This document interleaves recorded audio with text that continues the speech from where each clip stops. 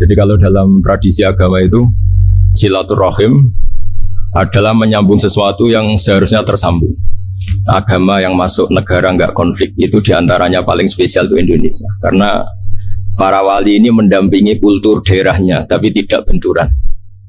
Misalnya kalau orang Jawa dulu pakai sesajen di sawah-sawah, katanya dimakan penunggunya. Ya penunggunya sawah itu kalau dulu ya pikirannya itu makhluk gaib. Di era modern ya penunggunya itu ya kambing, ayam itu. Jadi ya memang yang makan itu akhirnya. Tapi dulu itu aneh, diistilahkan dimakan penunggunya. Kalimat penunggu itu apa ya gak jelas, apa dengan tanda petik apa penunggu betul gak jelas. Wali-wali datang tidak mengkafirkan itu, tapi terus dirubah jadi sedekah ke tetangga-tetangga. Jadi kultur itu gak dilawan, tapi cukup diubah. Jadi makani demit menjadi sedekah ke tetangga. Nah cerita kurban juga seperti itu. Dulu tokoh-tokoh Quraisy penunggu Ka'bah itu dulu sudah ndak tauhid, sudah musyrik kalau dalam bahasa agama. Itu di mana-mana termasuk kebutuhan pokok manusia. Itu kalau kumpul-kumpul itu makan-makan. Itu mulai dulu. Terus korbannya itu ya pasti perempuan mulai dulu. Jadi hanya bagian masak, boleh makan nanti ngenteni luwian itu, ngenteni bekas-bekasnya. Sehingga yang nyortir Abu Jahal CS itu. Jadi yang kurban harus hewannya bagus, spesial, bahkan nggak boleh dikawinkan. Hewan yang mau dikorbankan itu nggak boleh dikawinkan, nggak boleh pernah dikendarai, nggak boleh pernah dipakai bajak sawah dan sebagainya. Semuanya serba spesial. Nanti dikorbankan di Ka'bah, yang dijual Ka'bah. Nah pertanyaannya, Ka'bah ini nggak memakan daging. Yang untung ya ketua-ketuanya ini, karena Ka'bah tidak doyan daging. Dan itu ya di atas namakan Allah, ini demi taqarrub ila Allah, demi. Sehingga mereka bilang wa qalu hadhihi an'amu wa harsun hijrul la yat'amuha illa man nasa'u bisamihim. Ini hewan korban harus spesial dan yang berhak makan hanya orang-orang spesial, yaitu para penunggu Ka'bah, para sadanatul bait. Tapi karena mereka sudah tidak benar, tidak jujur, Islam mau merubah tradisi itu. Tapi kalau tradisi itu dirubah, maka Islam akan terkenal pelit, karena dari acara makan-makan menjadi tidak ada makan-makan. Jadi kadang kebenaran itu harus diganti dengan sesuatu yang tidak ekstrim, karena tadi dari acara makan-makan menjadi sama sekali nggak makan-makan. Maka terus diganti oleh Islam dengan kalimat udhiyah, dengan kata kurban. Nah kenapa itu harus terjadi? Karena kurban itu sebetulnya syariatnya Nabi Ibrahim, di mana orang Mekah itu memang turunan Nabi Ibrahim, sehingga sisa-sisa makan-makannya masih. Cuma mulai ada melenceng, ada sesajen, ada khurafat, ada bid'ah. Kemudian itu mulai masalah.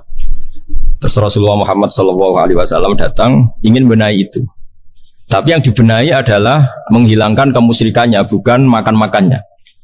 Akhirnya diganti oleh udhiyah. Nah kenapa ada kurban? Kalau dalam banyak literatur, Nabi Ibrahim alaihissalam itu Nabi yang paling, dengan tanda kutip, mengklaim kalau beliau itu orang paling sayang kepada Allah, paling dekat kepada Allah. Nggak ada yang dicintai selain Allah. Beliau memaklumatkan itu baik secara lisan maupun di gemuruh hatinya, di bisikan hatinya, di detak jantungnya, pikirannya seperti itu. Pas itu beliau belum punya putra karena beliau termasuk lambat punya anak. Suatu saat ditakdir punya putra, yaitu Ismail. Pas seneng-senengnya jalan, pas seneng-senengnya punya anak, sama Allah disuruh nyembelih. Anak kamu harus kamu sembelih. Ibrahim kaget. Kenapa ya Allah? Kamu adalah orang yang sering ngomong bahwa yang paling kamu cintai saya. Tapi setelah ada anak kamu, kayaknya enggak. Protes Nabi Ibrahim, Pak. Yang benar Gusti. Iya, harus anak kamu. Karena beliau kadung janji, kadung komitmen yang paling dicintai Allah, tidak ada yang lain. Saya akan mencintai engkau ya Allah, meskipun harus mengorbankan anak saya. Singkat cerita, terus disyariatkannya korban itu. Ketika Nabi Ibrahim berkomitmen melaksanakan perintah itu, Ismail juga mau nurut, bersama Allah diganti oleh hewan kurban yang bernama kambing. Sehingga versi cerita itu bahwa Allah akan maklumi ketika orang mencintai Allah secara serius, bersamaan dengan itu orang juga mencintai anaknya dengan proporsi masing-masing. Itu di khazanah-khazanah yang saya baca. Versi kedua, tapi ini nanti nggak perlu dipertanyakan, itu versi yang paling baik. Yang paling benar gimana? Yang tanya juga bid'ah, yang jawab juga bid'ah nanti. Karena itu wilayah yang kadung terjadi. Jadi kalau dalam ilmu hadis itu, kalau kadung terjadi, buat kamu unggulkan yang mana, tetap saja yang terjadi hanya satu. Mau kelewat. Beda dengan istihad solusi. Karena mau terjadi ya kita uji coba. Kalau nggak cocok yang A ya cocok alternatif B, alternatif C. Kalau sudah kelewat mau gimana? Kalau salah ya salah aja kan. Versi kedua begini. Semoga versi kedua ini yang benar. Kalau ini benar keren. Nabi Ibrahim itu memaklumatkan diri. Kalau dalam bahasa Arab itu iddia itu mengklaim bahwa dia adalah orang yang paling sayang terhadap makhluk Allah, semua hamba Allah. Terus beliau diterbangkan ke langit. Diterbangkan ke langit, ke alam malakut. Ya tidak usah ditanyakan, tanya terbang gimana, nanti ribet nanti itu. Setelah diterbangkan di langit, wa kadzalika nuri Ibrahim malakutas samawati wal ardh, diperkenalkan alam langit, terus dipertontonkan. Itu ada sekian hamba Allah yang nyabu, yang ngefly, yang dugem, pokoknya yang maksiat-maksiat itu. Ibrahim ditanya sama Allah, gimana itu mereka menurut kamu? Gamirhum, habisi saja Allah. Mereka makan rezekimu, hidup di bumimu, tapi mereka tidak mengindahkan engkau. Matikan saja. Sama Allah diturutin. Jalan-jalan lagi sampai 3 kali peristiwa tempat-tempat maksiat itu dihabisin sama Nabi Ibrahim. Beliau minta sama Allah supaya itu dihabisin. Singkat cerita, terus beliau diturunkan sama Allah. Saat diturunkan, ya Allah tidak jawab, tidak apa. Allah itu punya sunnah, punya tradisi. Dengan nabinya itu tidak jawab. Suatu saat Nabi Ibrahim disuruh bunuh anaknya, disuruh nyembelih. Protes kan? Buat samrotu fuadi, ini kekasih saya, putra saya, kenapa engkau nyuruh membunuh? Terus kata Allah, kamu udah ingat, di malam kamu saya mi'rajkan, melihat hamba-hambaku, dan itu yang bikin aku, dan saya cinta sama mereka yang bikin saya, kamu enak saja minta dibunuh. Segera gantian saya yang minta, kamu udah nurutin gitu. Kamu pas minta saya, tidak tak pikir, langsung tak turutin. Kenapa saya yang sekarang minta kamu mikir? Tapi gua samrotu fuadi, itu buah hati saya. Dan memangnya makhluk-makhluk itu makhluk siapa? Saya yang bikin, kamu enak saja nyuruh bunuh. Nah semenjak itu jadi kearifan kita. Makanya ada guyonan di dunia Kia itu, ada anak perempuan, kan nggak lazim ya, perempuan pakai GL Pro kalau dulu, mungkin sekarang pakai Ninja, pakai celana jin. Sopo, wong luput suwo. Siapa itu perempuan kok gitu? Ini ponakane jenengan Mbah, astagfirullah, muga-muga pangeran nyepuro. Jadi langsung rubah dari maksudkan menjadi ndak karena keluarga.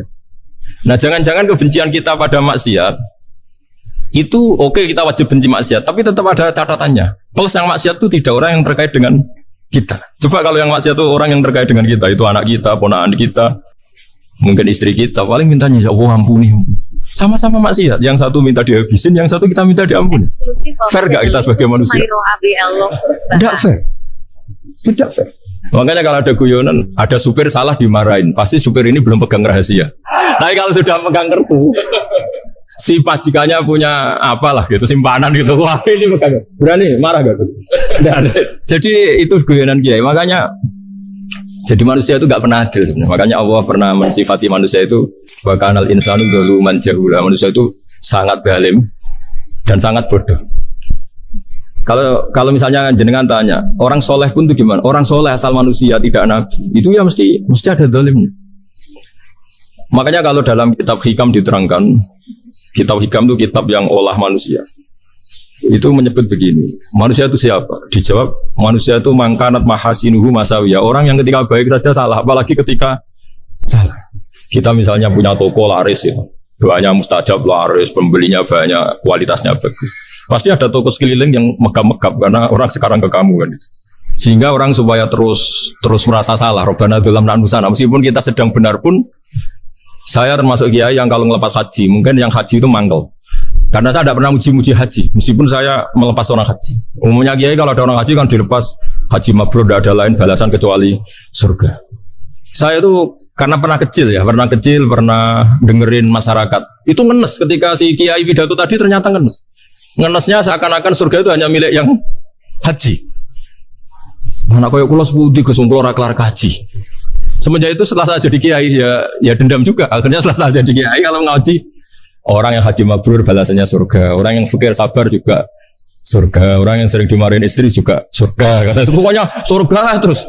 Sampai yang mau haji itu, Gus, gimana kok bahas kita kok sama dengan mereka? Ya karena saya ada ulama pesanan kata gitu. Jadi artinya gini, ketika Anda muji ibadah haji, jangan kira yang ngenes tidak banyak, yang ngeluh juga banyak, karena mereka ada takdir gak mampu haji. Itu hebatnya Islam. Islam juga datang dengan solusi-solusi. Misalnya Jumatan itu hajinya orang miskin, orang yang ingat Allah mulai subuh sampai matahari terbit juga sama dengan umroh. Jadi karena tidak semua orang itu mampu haji. Jadi itu Islam. Nabi Ibrahim diperingatkan Allah bahwa Tidak seperti itu cara mengelola hambaku. Nah, Islam ini kata Allah, anit tabi' millata Ibrahim Hanifah. Referensinya Islam, mentornya Islam itu Nabi Ibrahim. Sehingga kita alhamdulillah punya sejarah wali songo, saya punya orang tua Kiai Nur Salim itu sayang sekali sama umat, Mbah Mun juga gitu.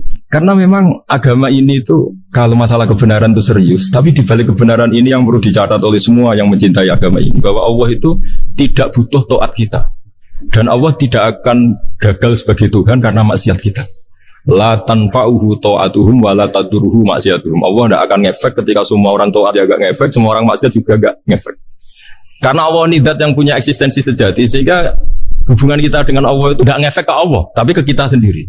Sehingga mereka lebih rileks karena gak merasa harus mati-matian bela Allah. Allah tetap Al-Qayyum, zat yang bisa berdiri sendiri. Sehingga di kitab-kitab itu ada bab namanya Mizahun Nabi, guyonan-guyonan Nabi. Itu ada babnya sampai di kitab Ihya masyhur itu. Suatu saat ada orang sepuh sowan ke Nabi karena sudah sepuh.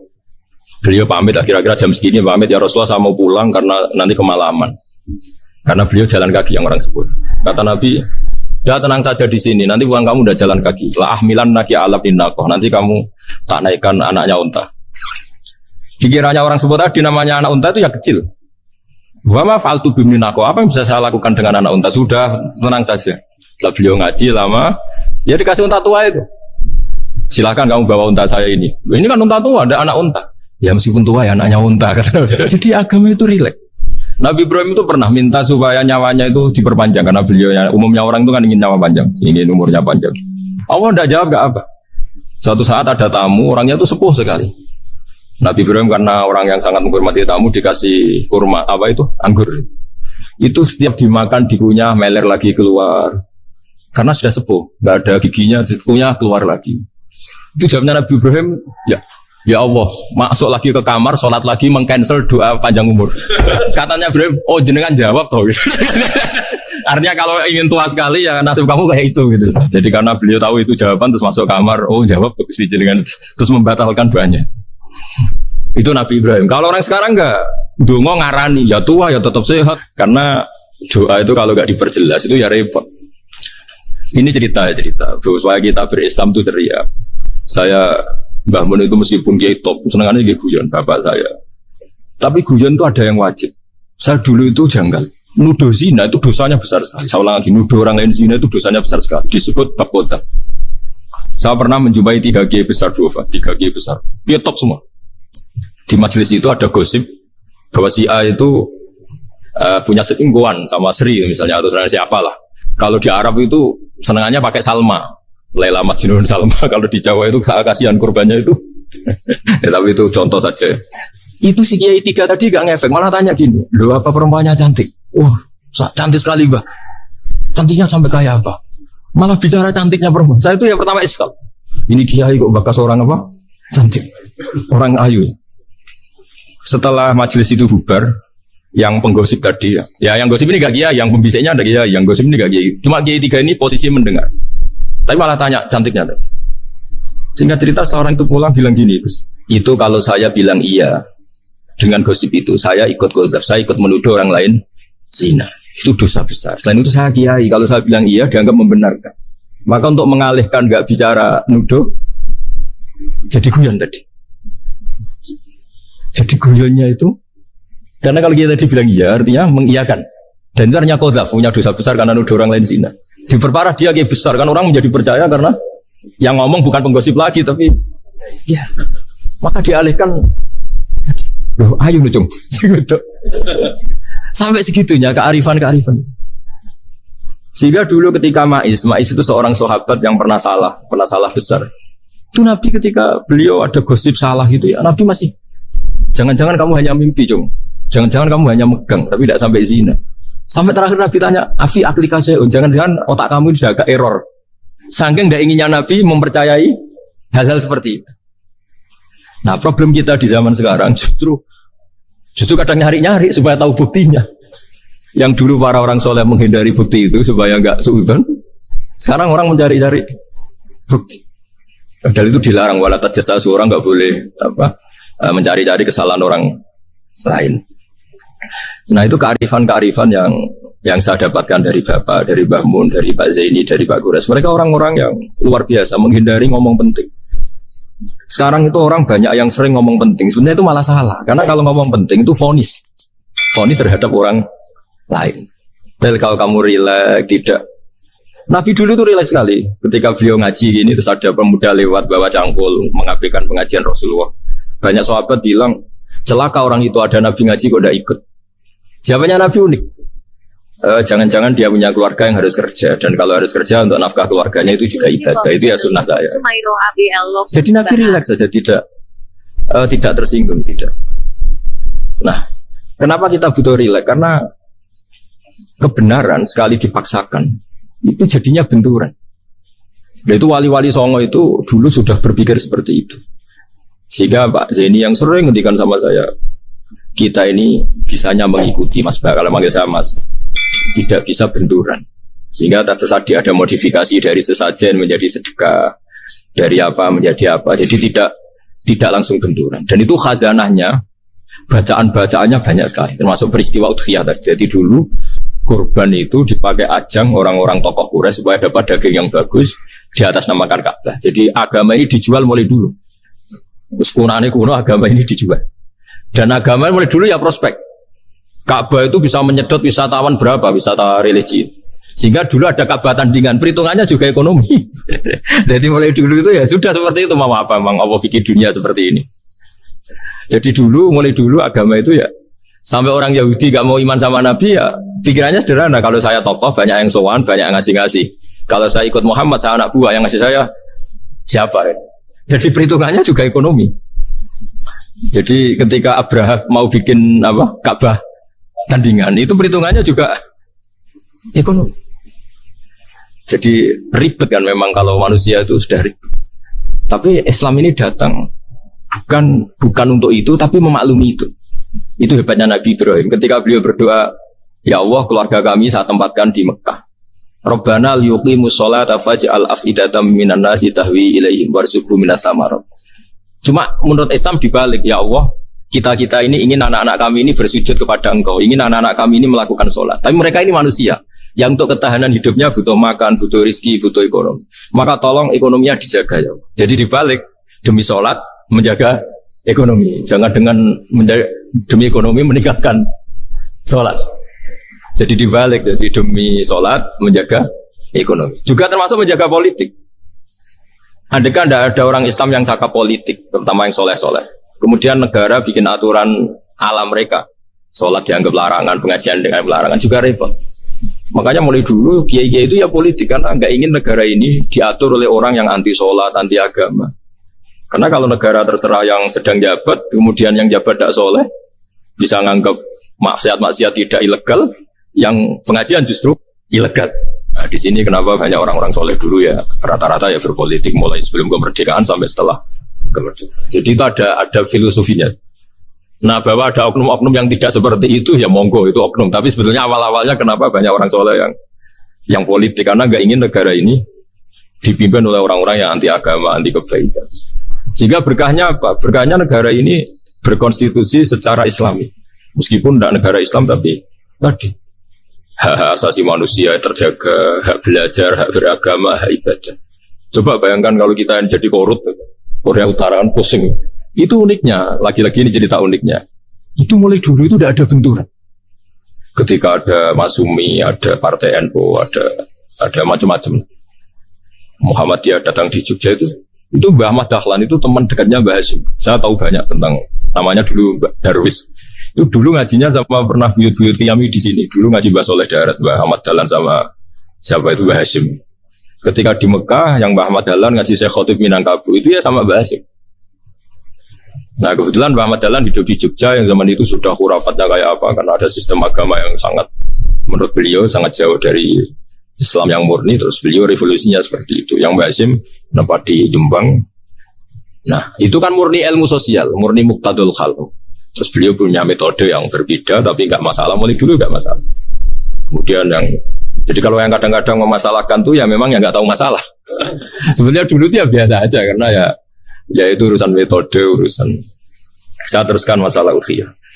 Jadi yang diceritakan Nabi Ibrahim tadi, bahwa benci seseorang kita atas namakan maksiat itu tidak segampang itu. Karena jangan-jangan kebetulan yang maksiat itu keluarga kita. Apakah kita punya kebencian yang sama saat yang maksiat itu keluarga kita, atasan kita, teman kita?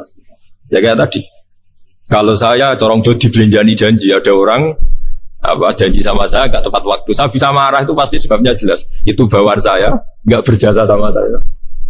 Kalau kata dokter Keli gak cantik. Intinya Nabi Ibrahim itu coba kalau yang maksiat itu anak kamu berharap saya ngasih tobat kan, bukan langsung tak habisin kan. Intinya Allah ingin bilang ke Nabi Ibrahim, andai kan yang maksiat itu anak kamu, ingin saya menghabisi apa tak kasih tobat? Ya kasih tobat ya. Ya seperti itu saya yang bikin. Maka di Al-Azhar sana, kalau cerita orang-orang alim itu masyhur, ada tempat maksiat mau dihabisin sama orang-orang yang sangat keras. Ketemu Syekh Mutawalli Sarawi, ditanya, andai kan mereka mati saat maksiat, itu mereka ke surga apa ke neraka? Ya ke neraka. Ditanya sama Syekh Mutawalli, kalau mereka ke neraka, akan ada lika muradan Nabi? Apa seperti itu yang digedaki Nabi, umatnya mati terus masuk neraka karena belum tobat? Tidak, Nabi inginnya mereka tobat dulu. Ya sudah, jangan dihabisin. Kamu berproses ikut mentobatkan mereka. Kebetulan ini mau mendengar. Jadi kita lunak, kita baik itu ya semuanya ingin Allahum yarji'un, semoga mereka kembali, mereka tobat. Bukan lunak dengan arti mengakui maksiat itu satu kebaikan, itu yang bahaya. Kalau lunak sampai mengakui itu maksiat itu kebaikan, itu bahaya sekali. Tapi kita lunak karena kita ingin berproses untuk bertobat. Karena tadi kalau kita punya nurani itu mesti, andai kan yang maksiat itu anak kita atau teman dekat kita atau orang yang berjasa sama kita, apa kita bisa tegas? Kira-kira gimana? Waqat adabbahu ta'ala khalilahu Ibrahim fi ba'di mawatinihi al-azimah. Jadi Allah kalau dalam bahasa Arab memberi teguran itu namanya takdib. Makanya kalau orang nakal itu, kalau orang Jawa bilang kurang ajar. Sebenarnya ajar itu kan tahun ajaran baru. Ajar itu kan barang baik. Ya kan disebut tahun ajaran baru. Pengajaran, ajar itu kan barang baik. Ini kalau kurang ajar berarti kurang baik. Itu bahasa Arabnya orang yang kurang ajar perlu diajari. Itu kalau orang Arab bilang ditakdib, diwarai toto kromo, diadabkan. Jadi belum punya adab diadabkan.